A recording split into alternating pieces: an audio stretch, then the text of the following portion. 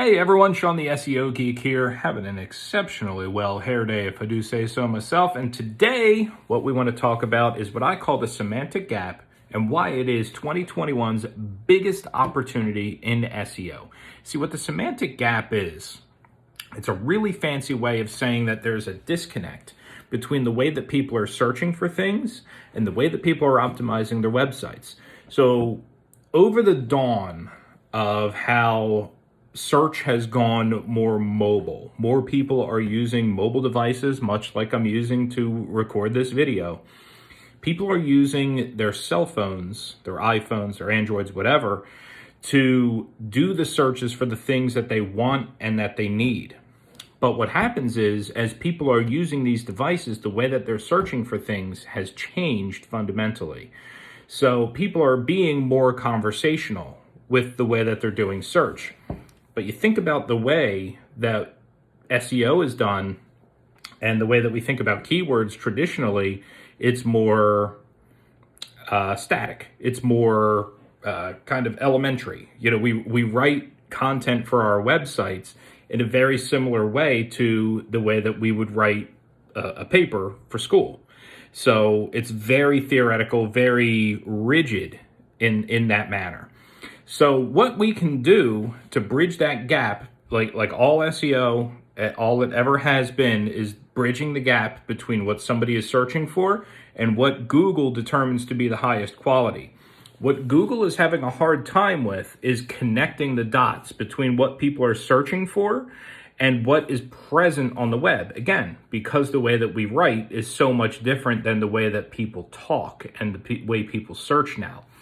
So what I've determined is the following 3 steps that can be used to bridge that semantic gap so that your website can be more friendly to the way that people are searching now. If you want to learn more about this, if you want an audit or anything like that that can help you get there, just fill out the form on this page and we'll help you do that. But first, step 1 is to answer questions. So questions that people are asking on the web are very, very easy to find. There's a tool called Answer the Public. If you just go to that tool and punch in what you are talking about on your website, that is going to be a great starting point for figuring out what questions people are asking.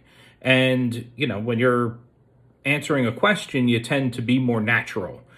And yeah, it's just a great place to start because it's something easy to optimize for. So next is to use video. Okay, step 2 is use video and also embed the transcription of that said video. Much like you're seeing, if you're seeing this on my blog, you're seeing exactly that in action. It's because the way that I talk is very different from the way that I type. And I want all this natural language stuff to be in there. So use your videos, use a service like rev.com. There's a ton of transcription services, so don't think that's the only one.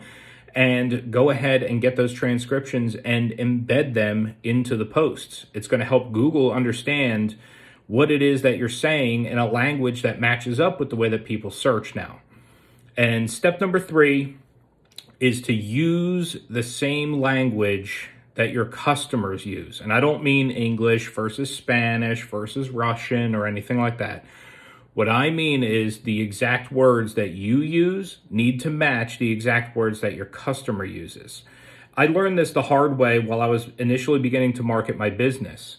When I started out, I was in the small business, helping small businesses build websites, do marketing, do SEO, all that stuff.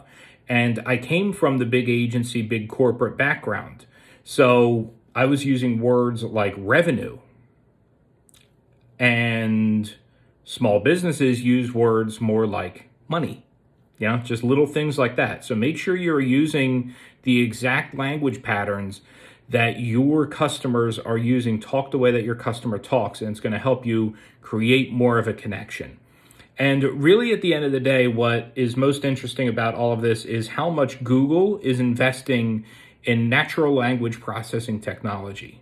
Okay, I'm not going to dive too much into that because it's super technical. So I hope you all found this helpful. And if you have any questions, of course, please just let me know. But otherwise, we'll talk soon.